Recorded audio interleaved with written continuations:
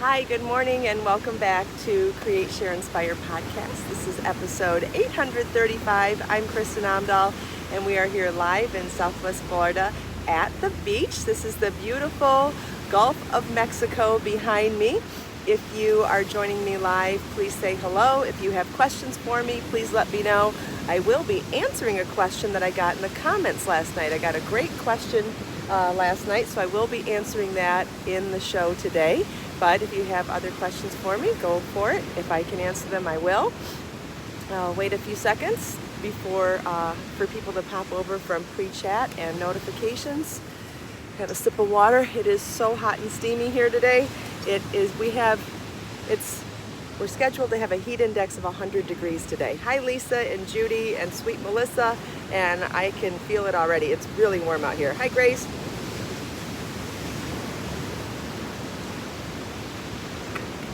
Hi Karen and Maria and Rita and Melanie. Good morning.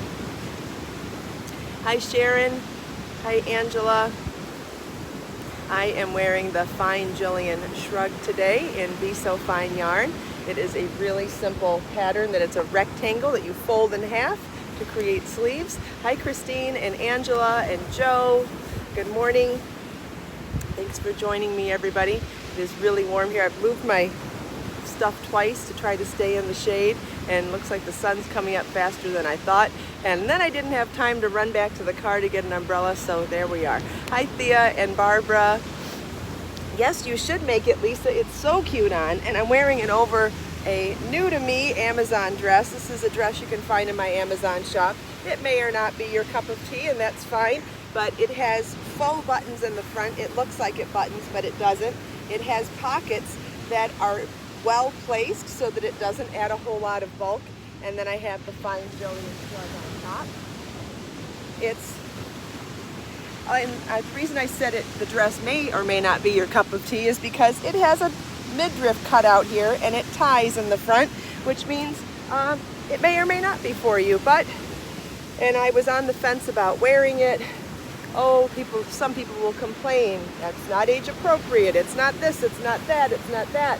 And I thought to myself, you know what, some people might enjoy it, and here's the reason why I think some people might enjoy it. What if you just wore it as a house dress? Instead of wearing your pajamas at home, it looks a little more put together than a house dress. And if you are comfortable wearing a bathing suit, then you would feel comfortable wearing this to maybe go for a walk on the beach or go sit outside in your backyard. So yes, there are people that will say I'm too old, too fat, or too busty to wear this dress. And for those people, okay, you're entitled to your opinion, but for the rest of you that might like a flattering, modern, little bit sexy, casual dress that you don't have to wear to a restaurant, you don't have to wear it to work, you can wear it to look cute while you're being casual and private. For those of you that feel that way about this dress, you might enjoy it. So there. Thanks Grace. Thank you, Faye. Hi, Amu. Thank you, Joyce. Angela, I agree. I think it is very slimming. I am 5'9", 190 pounds, and this is a size large, and I'm surprised that I feel like I look skinnier than I am in the dress. So for that reason, I think it's kind of fun. And it's just different, and it feels youthful, and I'm sorry, sometimes I like to feel youthful too. I don't think you always need to dress age appropriate, right? Anyway, it looks great with the fine Gillian Shrug. Maria, dinner was great last night, and I left everything out for Marlon to make his tacos, and it was all demolished by morning. So it was a success, definitely. And I contacted HelloFresh right after the show was over to let them know that one of the meals was missing, and they immediately credited my account and apologized profusely. Like I said, their customer service is absolutely excellent, and I don't know that there's that many companies you can say that about, but I mean it, excellent.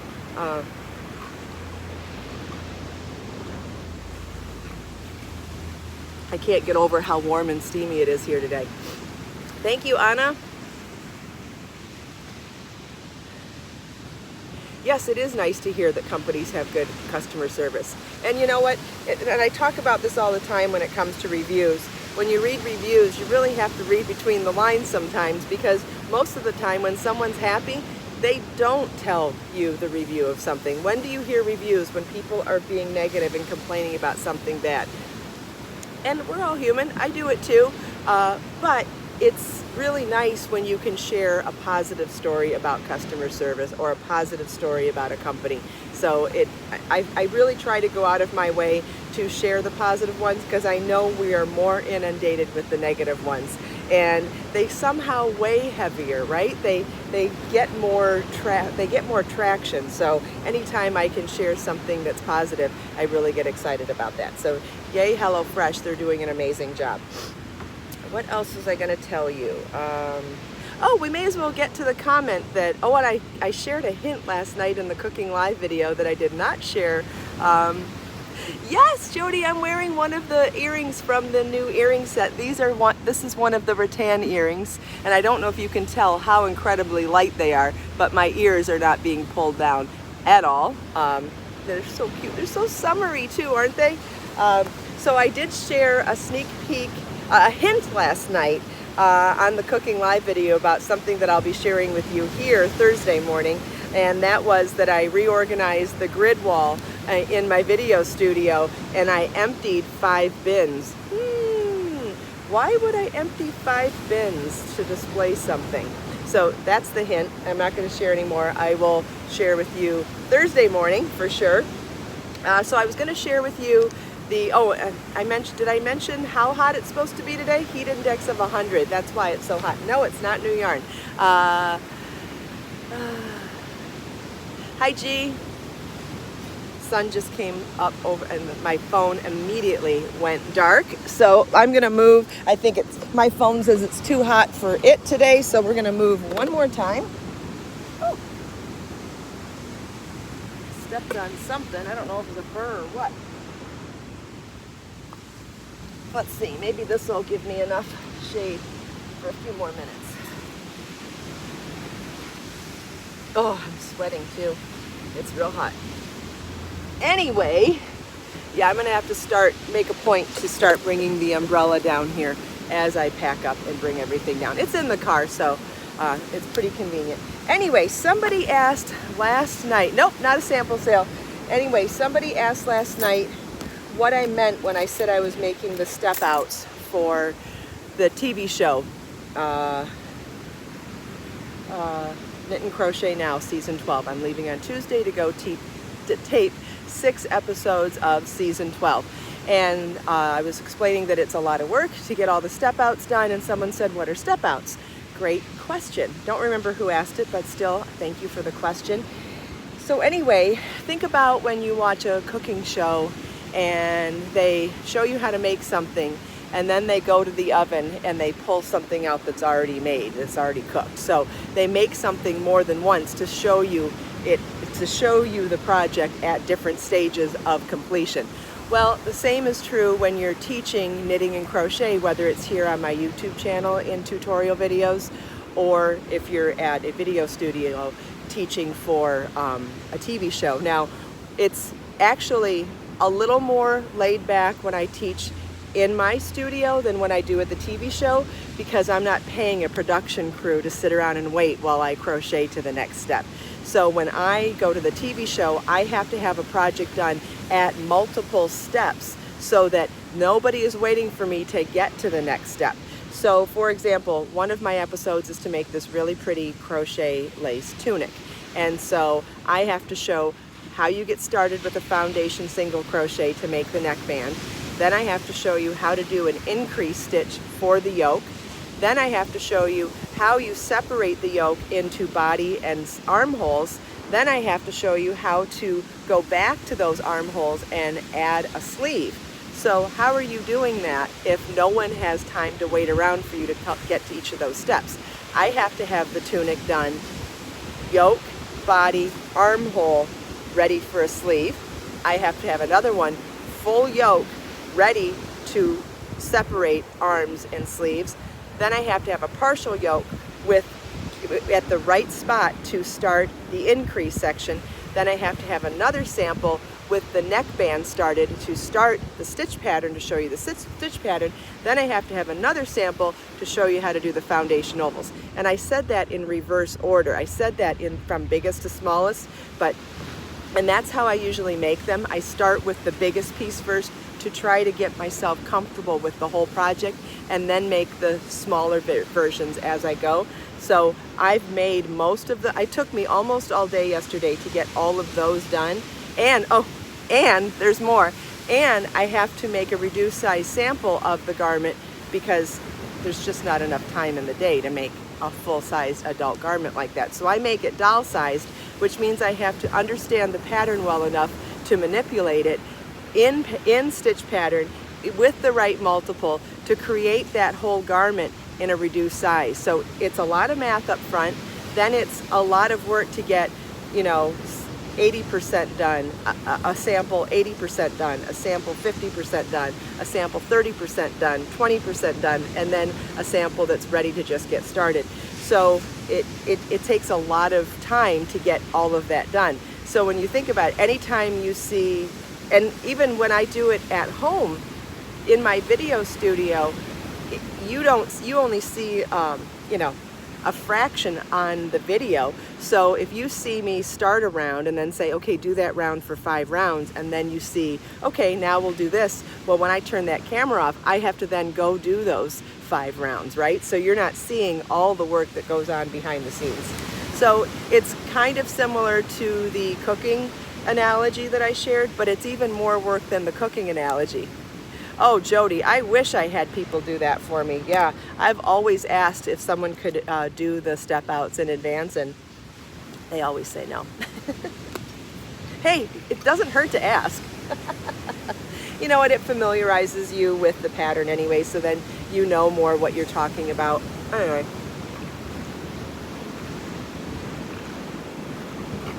The sun's coming out again anyway, look at that. So that was a wonderful question. I'm so glad I was able to answer that. And it sounds from the reaction that I'm getting from all of you, it sounds like a lot of you didn't realize what step outs meant. So that makes it even a better question, but it also validates what I say all the time.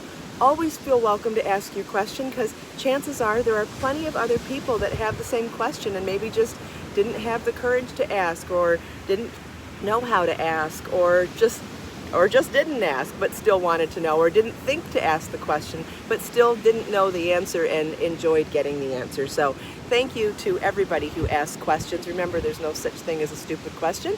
There are such thing as mean questions, but we're not going to talk about those people today. Kat, sometimes you get tired of a project, but don't you as well? When you're making something large and it's not going as fast as you want it to do, don't you get tired of a project too? We all get tired of projects. Yes, it is a lot of work, but it's also such an incredible opportunity. I love to be able to say that I'm on a TV show again. I think it's such a wonderful thing to put on my resume. I'm very proud of the work that I do for Knit and Crochet now, and I am really proud to be part of the cast. And so it's great. It's a great opportunity for exposure for my business as well. So yeah, if I didn't want to do it, I would say no, right? Good. Exactly, Kat. Kat said she just finished a bedspread that felt like it would never end. Jackie, exactly. It's why you end up with UFOs. People get tired of their projects. Absolutely. That's why I think it's always important to have multiple projects going, because at any given time, one may spark more excitement for you. And if you just follow your excitement, you end up breeding more positivity into your life anyway, and you might even get more inspired to go back to that other project. You'd be surprised. As long as you're focusing on what's fun and not focusing on what's not fun, everything ends up being more fun. Exactly, Kimberly. That's why it's fun to have different weight yarns at the same time. Working on a fine Gillian Shrug and also working on a Be So Easy cowl at the same time means you get the instant gratification and get a break from something that takes a long time, but then you go back to something that does take longer and you get that lifelong gratification of having a beautiful garment to wear too. So There's instant gratification, and then there's long-term gratification as well. And it is worth every minute of your time to make beautiful, fine garments too. I feel like there's a yarn for every situation, and there's a project for every yarn. And so having a variety of techniques going, having a variety of projects going, having a variety of yarn weights going is great to keep variety in your life, and to keep you and to not get too bored with something. And there are people that don't agree with me, and that's fine too. Some people like to work on one thing till it's done, and that's wonderful too. There's, like I always say, there's no wrong way to be creative. The sun found me after all. Like, dang, okay, tomorrow I'm going to remember to bring the umbrella. Yes, Sandshell, full-time work does put a cramp in your hobbies, that's true. But that's okay. Anticipation is good too, right? And being able to look forward to being done with work so you can go back and work on your crocheting is good as well. Anticipation always, I feel like anticipation helps to make things more fun too. Does anybody have any other questions? Great conversation today.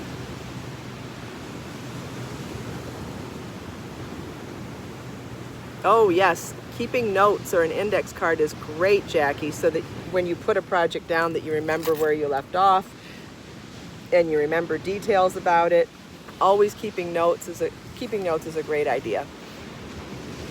That's one. I didn't bring it with me today, but the double zip mesh pouch, that's one of the wonderful features of that mesh pouch is that you can put your pattern and your notes in one section and separate it from where you keep your yarn and your project. That's really great to have them separated but together still.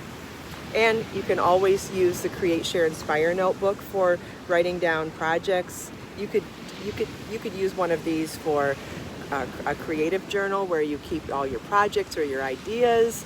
You could also have one for gratitude journal. Like, you don't have to just keep it as a diary or a gratitude journal. You could use one of these as a crochet journal too, or a knitting journal, or a crafting journal in general, writing down what you want to learn, what you are experiencing while you're learning something, or keeping notes on a project so that you remember what's going on.